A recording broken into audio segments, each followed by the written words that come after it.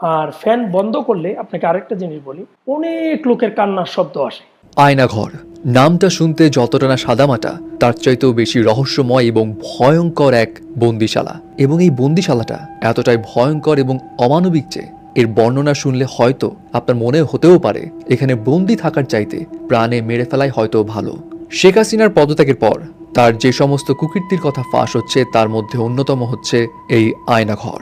Media reports থেকে জানা যায় ডিজিএফআই এর কাউন্টার টেরোরিজম ইন্টেলিজেন্স ব্যুরো কিছু অসৎ অফিসার পরিচালনা করত এই আয়নাঘর। এই আয়নাঘরে কিরকম অমানবিক কার্যকলাপ হতো এবং কতটা বিভৎস ছিল সেই বিষয়ে জানার আগে আপনাকে এটা জানতে হবে আয়নাঘর আসলে বানানো কেন হয়েছিল।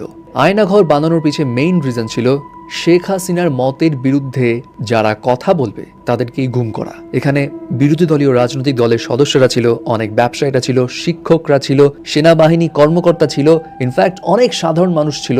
তাদেরকেই এখানে হুট করে গুম করে নিয়ে এসে বন্দি করা হতো এবং শেখ হাসিনার সঙ্গে যারা কাজ করতে চাইতো না অথবা তার বিরুদ্ধে যারা লেখালেখি করতো পর্যন্ত তাদেরকে মেইনলি টার্গেট করে এখানে নিয়ে আসা হতো। শুধু তাই নয়, এমনও হতো কোনো ব্যক্তির হয়তো কোনো রাজনৈতিক কানেকশনও নেই, কিন্তু তাকে আটক করে রেখে তার ফ্যামিলির কাছ থেকে বড় রকমের টাকা চাওয়া হতো। মানবাধিকার সংগঠন অধিকারের পরিসংখ্যান অনুযায়ী 2009 থেকে 2021 সালের সেপ্টেম্বর পর্যন্ত দেশে অন্তত 605 জন গুমের শিকার হয়েছেন। এর মধ্যে 81 জনকে নিহত অবস্থায় পরে পাওয়া যায়, বাকি কেউ কেউ পরে ফিরে আসলেও 151 জন এখনো নিখোঁজ, এবং সেটা 2022 সালের রিপোর্টস অনুযায়ী।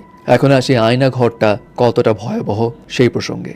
যারা আয়নাঘর থেকে ইতিমধ্যেই মুক্ত পেয়েছে তাদের কয়েকজন অলরেডি কথা বলেছে এই আয়নাঘরের ভয়াবহতা সম্পর্কে, এবং তাদের বর্ণনা অনুযায়ী হুট করে সাদা পোশাকে কিছু লোক অথবা প্রশাসনিক কোনো লোক এসে মাইক্রোবাসে আচমকা তুলে নিয়ে যায় এবং সঙ্গে সঙ্গে মিনিট খানেকের মধ্যে হাত চোখ বেঁধে এবং মাথায় একটা কালো টুপি পরিয়ে নিয়ে যাওয়া হয় সেই বন্দিশালায়। এবং এটাও বলা হয় সেখানে কি রকমের মানসিক যন্ত্রণা দেওয়া হতো। বন্দীদের কথা অনুযায়ী সেখানে সবাই থাকতো এক ধরনের আতঙ্কে যে এই বুঝি প্রাণ যাবে, এই বুঝি প্রাণ যাবে, এবং এমন একটা সিচুয়েশন ক্রিয়েট করা হতো। এবং তার মাঝে তারা আরো কি করতো জাস্ট শুনুন। আর কানের কাছে মাঝে মাঝে এসে বন্দুক লোড করার মতো ক্রাশ করে শব্দ করে, যাতে আরো ভয় পায়, আরো বলে। আবার লাঠির খটখট খটখট শব্দ করে ফ্লোরে, বা এই মারবে, এই ইয়ে করবে। এনামুল আমাদের কাছে কিন্তু কানে কানে ইয়ে লাগায় রাখেছে, আমাদের কাছে কিন্তু বাটন আছে, টিপ দিলে ইলেকট্রিক শর্ট লাগবে।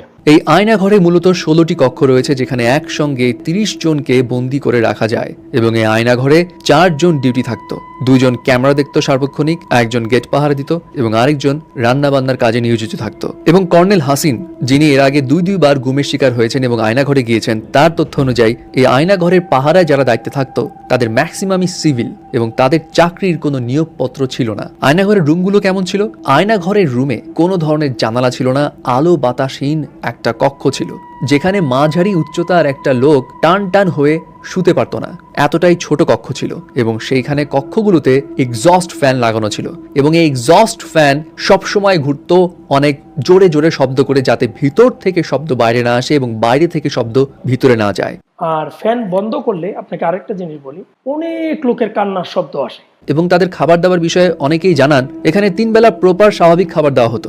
সকালবেলা বিস্কিট, পানি, এবং বাকি 2 বেলা যেমন স্বাভাবিক খাবার হয় তেমন খাবার। তবে এখানে মাঝে মধ্যে অনেকক্ষণ পর পর খাবার দেওয়া হতো, আবার মাঝে মধ্যে খাওয়ার কিছুক্ষণ পরই আবার খাবার দেওয়া হতো। এবং সেই বন্দীদের ভাষ্য অনুযায়ী এই সব বন্দিশালায় যে কত মানুষ ছিল তার কোনো হিসেব নেই। খাবারের সময় যখন মাংস দেওয়া হতো সেই মাংসের হাড় কিংবা কোনো ইটের কোয়া দিয়ে দেওয়ালে দেওয়ালে অনেকেই অনেক কিছু লিখে রেখেছে। কেউ বলেছে আমাকে ডিজিএফআই ধরে নিয়ে এসছে, কেউ বলেছে আমাকে বাঁচান, কেউ লিখেছে আমার পরিবারকে একটু খবর দিন।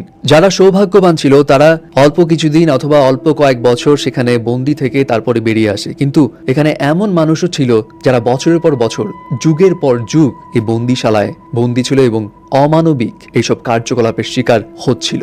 তাদের মধ্যে 2 জন হলেন বরখাস্ত ব্রিগেডিয়ার জেনারেল আব্দুল্লাহিল আমান আজমি এবং সুপ্রিম কোর্টের আইনজীবী ব্যারিস্টার আহমদ বিন কাসেম, যারা সম্প্রতি এই বন্দিশালায় থেকে মুক্তি হয়েছেন। ডিজিএফআই তথ্য অনুযায়ী এখন আর এখানে কোনো বন্দী নেই, কিন্তু অনেক স্বজনদের দাবি এবং অনেক সাবেক সেনা কর্মকর্তাদের দাবি এই বন্দিশালায় এখনো অনেক মানুষ আছে এবং তাদেরকে তারা ফেরত চান। এবং এই কারণে ডিজিএফআই অফিসের সামনে অনেক মানুষ তার প্রিয় মানুষটার ছবি নিয়ে ভিড় করে আছেন এবং তারা তাদের মুক্তি চান অথবা খোঁজ খবর চান। এটাই ছিল এখন পর্যন্ত পাওয়া আয়নাঘরের বর্ণনা, যেটা যে কোনো ভৌতিক ঘটনাকেও হার মানায়। জাস্ট আপনি একবার চিন্তা করুন, এমন একটা সিচুয়েশনে আপনাকে বছরের পর বছর, যুগের পর যুগ রাখা হবে, যেখানে প্রতিনিয়ত আপনাকে মৃত্যুর ভয় থাকতে হবে।